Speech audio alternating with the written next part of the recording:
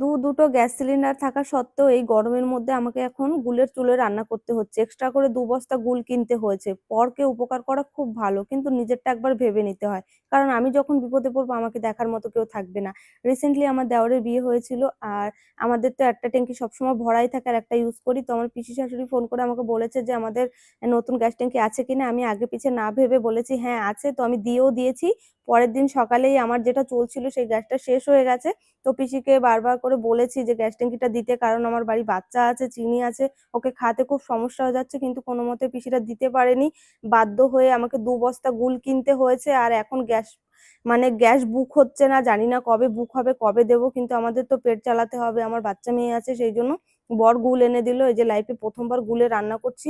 গুলে রান্না করতে আমার সমস্যা নেই, তবে প্রচন্ড হারে গরম। এই গরমে এই গুলের তেজ অনেক বেশি, মানে খুব গরম লাগে। এখানে দাঁড়িয়ে রান্না করছি, আর এই যে এখন একটু সেমাই রান্না করছি। তো একটা কথাই বলবো, উপকার করো কিন্তু নিজেরটা ভেবে চিন্তে উপকার করো, নাহলে নিজেই